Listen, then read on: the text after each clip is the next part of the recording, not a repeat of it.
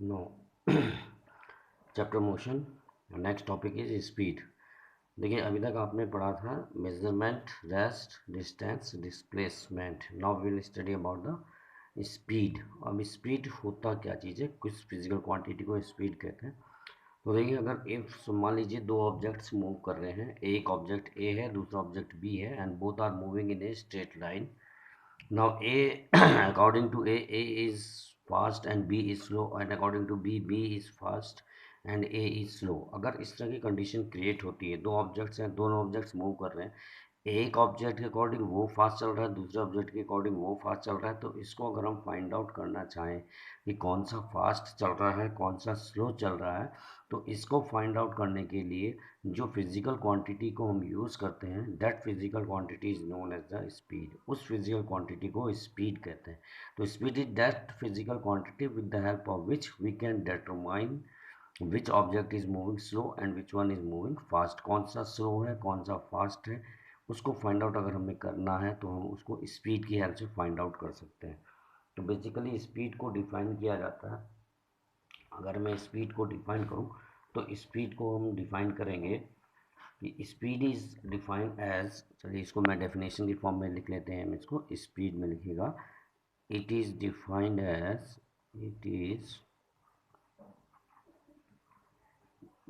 defined speed is defined as the ratio of,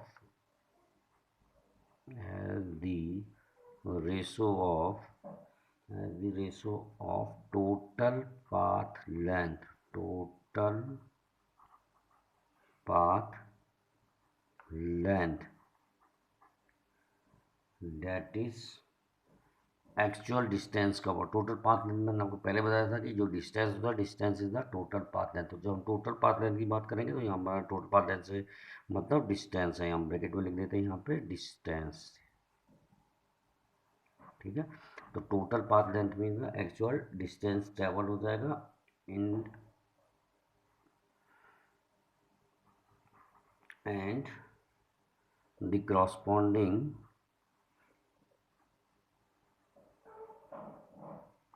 and the corresponding time taken by the object, time taken by the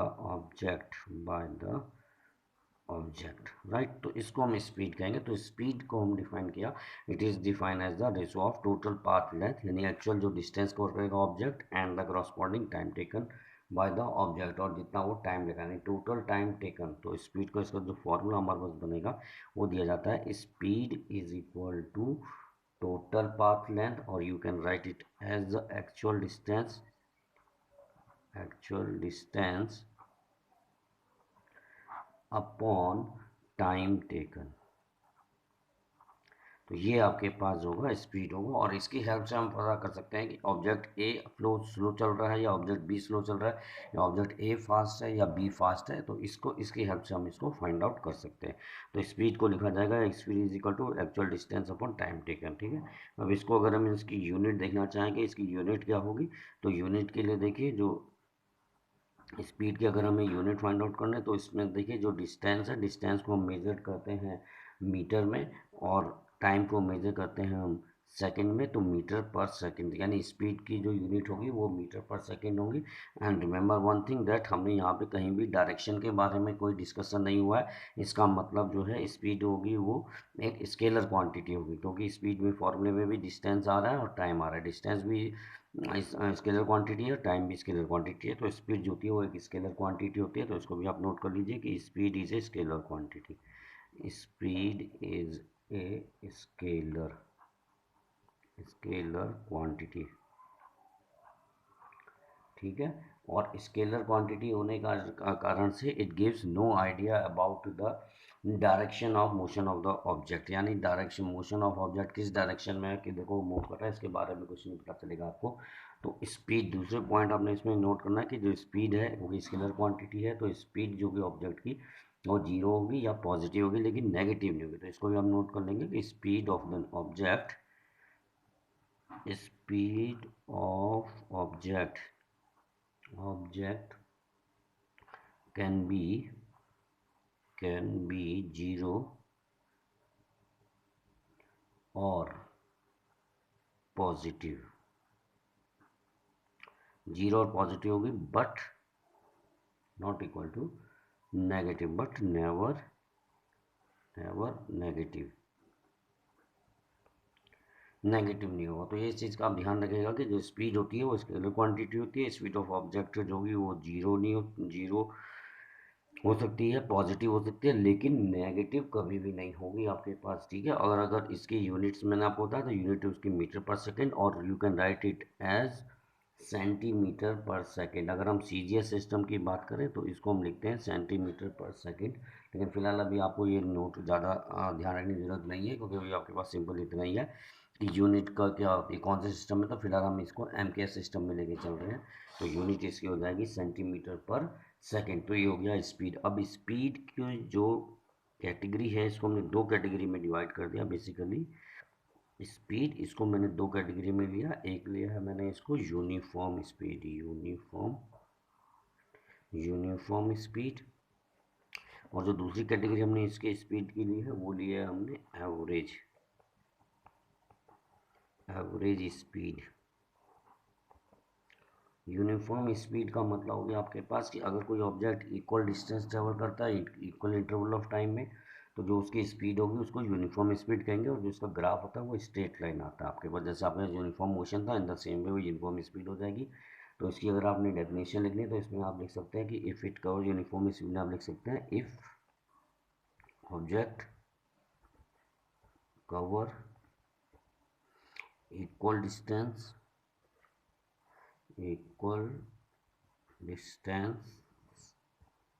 in equal interval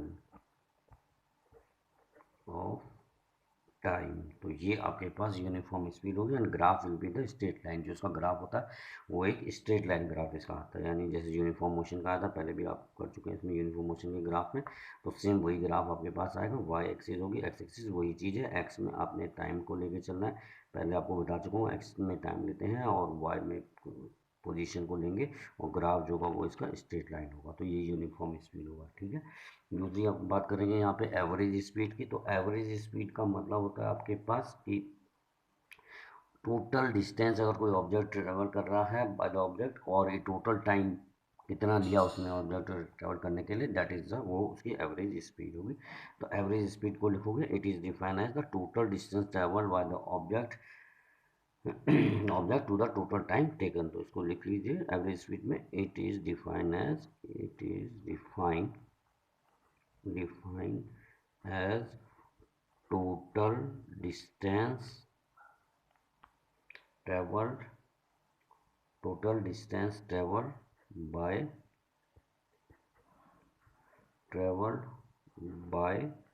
object to the total time taken,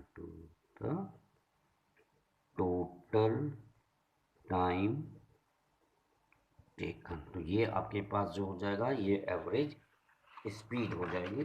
और average speed का अगर आपने formula लिखना है तो formula भी आगे आपके पास सेम ही आएगा।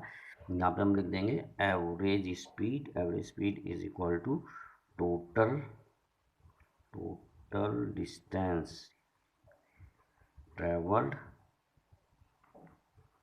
ऑब्लिक टोटल टाइम टेकन, ठीक है।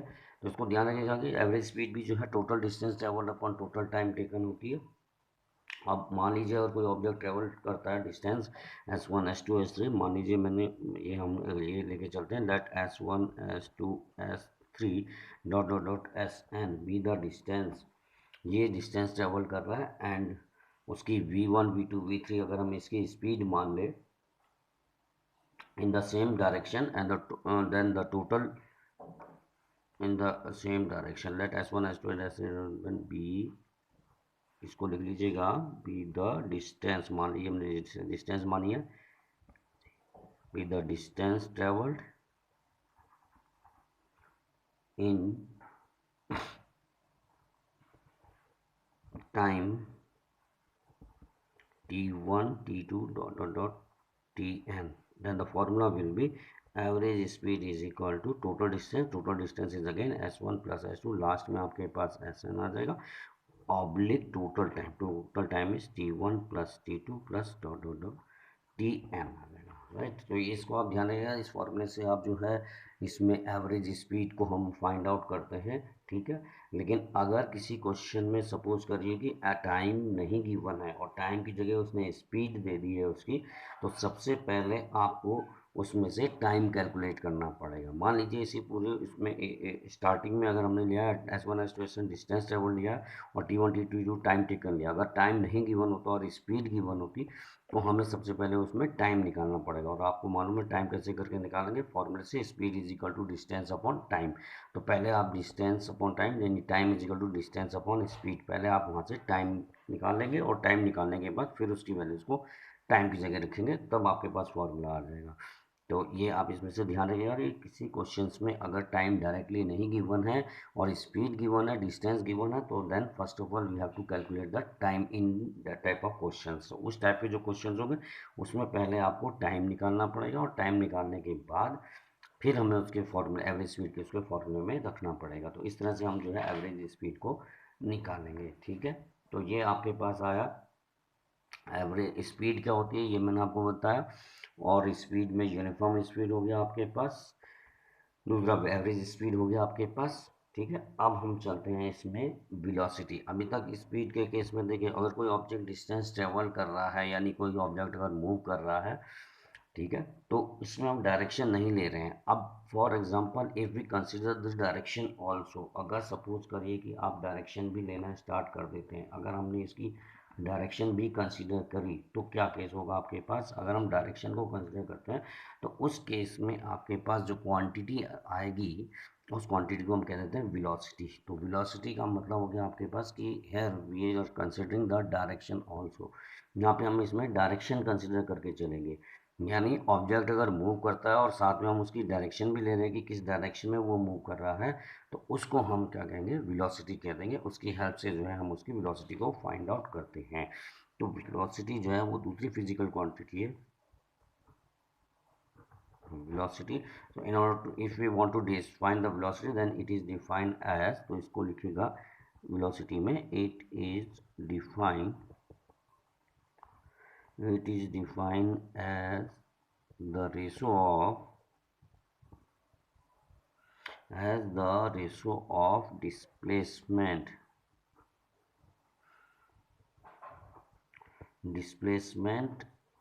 and the corresponding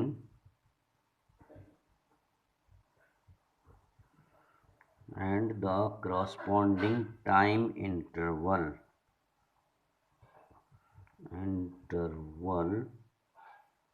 taken by the object, time interval taken by the object, that is velocity is equal to displacement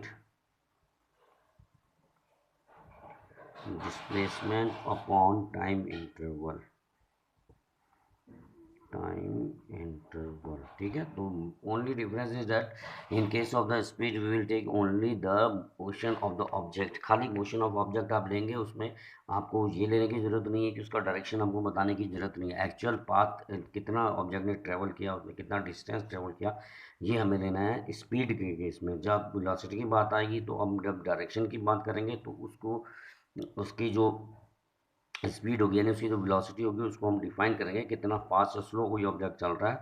उसमें अगर हम डायरेक्शन को भी कंसिडर कर लेंगे तो उस क्वांटिटी को हम कह देते हैं वेलोसिटी, और वो ये दिया जाता है velocity is equal to displacement upon time interval, displacement upon time interval हो जाएगा। अब क्योंकि डिस्प्लेसमेंट वेक्टर क्वांटिटी है तो वेलोसिटी को यहाँ पे स्पीड जो थी वो स्केलर थी, लेकिन वेलोसिटी जो है वो वेक्टर क्वांटिटी हो जाएगी। तो यहाँ पे आप लिखेंगे velocity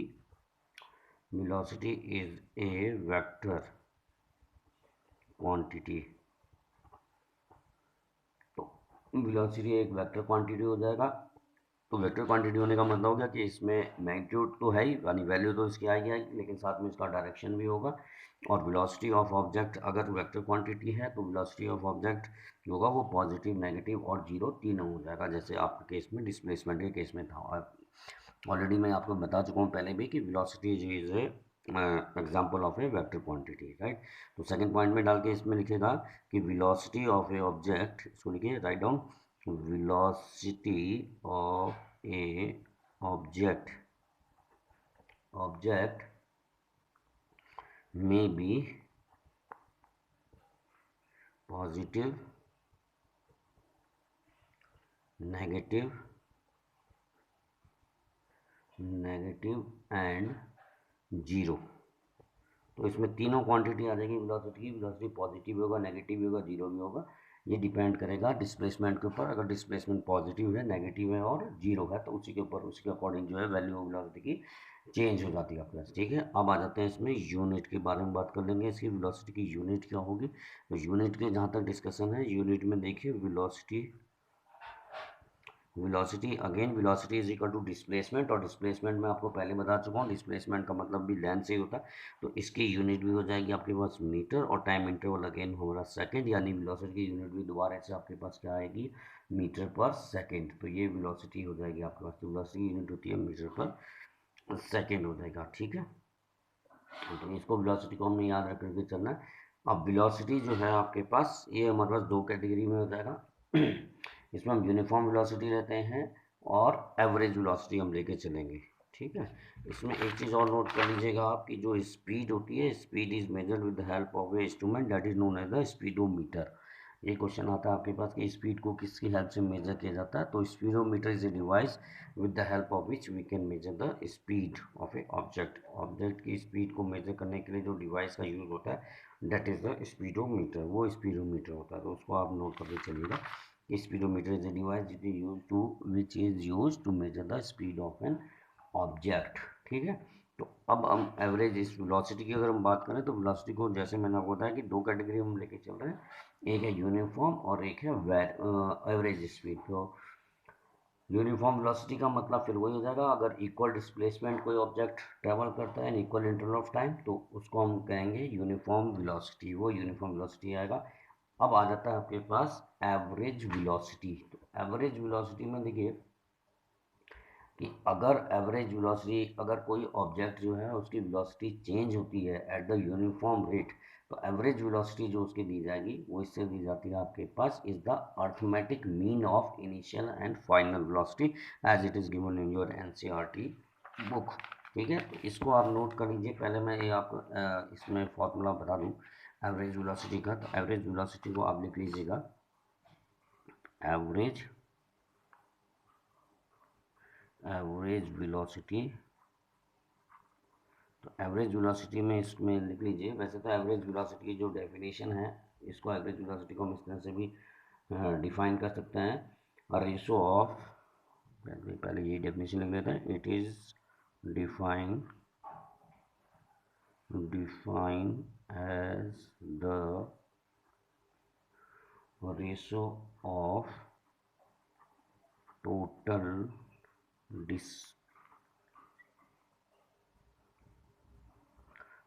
displacement to the total time taken, to the total time interval,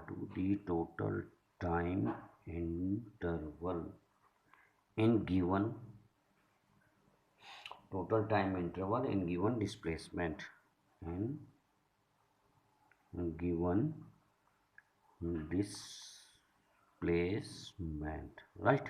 तो ये एवरेज वेलोसिटी हो जाएगी। It is defined as the ratio of total displacement to the total time interval in the given displacement. ये तो एक general definition मैंने आपको velocity की बताई। अब अगर कोई ऑब्जेक्ट, अगर यूनिफॉर्म वेलोसिटी है उसकी, यानी if the object is changing, if the velocity of the object is changing at the uniform rate, अगर कोई ऑब्जेक्ट है उसकी वेलोसिटी जो है एक यूनिफॉर्म रेट से चेंज हो रही है, यानी कांस्टेंट रेट से बढ़ रही है, तो उसको हम लिखते हैं then the average velocity is given by, तो उसकी जो एवरेज वेलोसिटी, इसको भी आप नोट कर लीजिए, यहाँ से इसको अलग से नोट करके लिख लीजिएगा कि इफ वेलोसिटी, ये अकॉर्डिंग टू एनसीईआरटी में आपको बता रहा हूँ कि if velocity of object is changing at uniform rate, then average velocity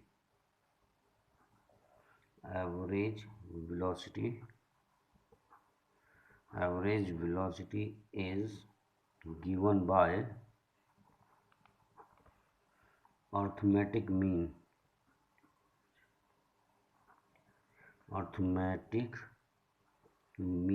of initial and final velocity। तो वेलोसिटी देखिए दो केसेस हो गए आपके पास। एक अगर जनरल डेफिनेशन में देखें तो एवरेज वेलोसिटी हो जाएगा total displacement upon total time taken, right. अगर टोटल डिस्प्लेसमेंट हम फाइंड आउट कर लेते हैं, टोटल टाइम इंटरवल मालूम है, तो एवरेज वेलोसिटी हम फाइंड आउट कर लेंगे, ठीक है। और दूसरा अगर हम फॉर्मूला देखें तो अर्थमेटिक अगर कांस्टेंट वेलोसिटी है यानी यूनिफॉर्म रेट से उसकी वेलोसिटी में चेंज आ रहा है, तो it can be write as we can write it as average velocity is equal to initial velocity plus final velocity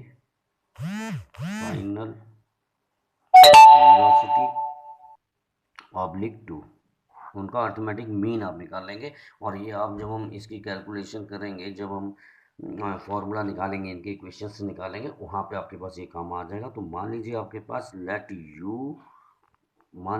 you is initial velocity and v is the final velocity।